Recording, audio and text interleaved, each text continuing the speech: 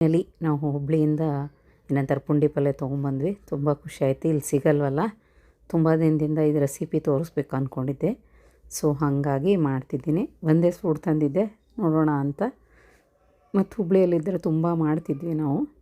So ಅಲ್ಲಿಂದ ತರಬೇಕಾಯ್ತು ನಿಮ್ಗೆ ತೋರಿಸ್ಬೇಕಂತ.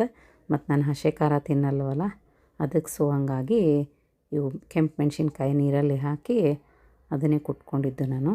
ಯಾಕಂದರೆ ಹಸೆ ಖಾರ ಹಾಕಬೇಕು, ತುಂಬ ಖಾರ ಆಗಿರಬೇಕು ಇದು ಪುಂಡಿ ಪಲ್ಯ, ಅಂದರೆ ತುಂಬ ರುಚಿಯಾಗಿರುತ್ತೆ ರೊಟ್ಟಿ ಜೊತೆಗೆ. ಸೊ ನಾವಿಲ್ಲಿ ಪುಣಾದೊಳಗಿದ್ದರೂ ಉತ್ತರ ಕರ್ನಾಟಕದ ಡಿಶ್ ಅಂದರೆ ನಮ್ಗೆ ತುಂಬ ಇಷ್ಟ. ಸೊ ರೊಟ್ಟಿಗೆಲ್ಲ ಪಲ್ಯ ಮಾಡ್ಕೊಂಡಿದ್ವಿ, ಪುಂಡಿ ಪಲ್ಯ ಒಂದು ಮಿಸ್ ಆಗ್ತಾಯಿತ್ತು. ಸೊ ಮಾಡ್ತಾ ನಿಮಗೂ ಶೇರ್ ಮಾಡಬೇಕಂತ ಮಾಡ್ತಾಯಿದ್ದೀನಿ. ನಾವು ಶೇಂಗಾನೂ ಅದರಲ್ಲೇ ಹಾಕ್ಕೊಂಡಿದ್ದೆ, ಸ್ವಲ್ಪ ರವೆ ಹಾಕಿದ್ದೆ. ಯಾಕಂದರೆ ಸ್ವಲ್ಪ ಹುಳಿ ಇರುತ್ತಲ್ಲ, ಅದು ನೋಡೋಕೆ ತುಂಬ ಇರುತ್ತೆ ಅದು ಪುಂಡಿ ಪಲ್ಯ.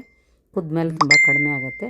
ಆಮೇಲೆ ಅದು ರವೆ ಹಾಕ್ಕೊಂಡ್ಮೇಲೆ ಬಿಸಿನೀರು ಮಾಡ್ಕೊಂಡು ಹಾಕ್ಕೋಬೇಕು ಫ್ರೆಂಡ್ಸ್, ಯಾಕಂದರೆ ಅದು ಕುದಿಬೇಕಲ್ಲ.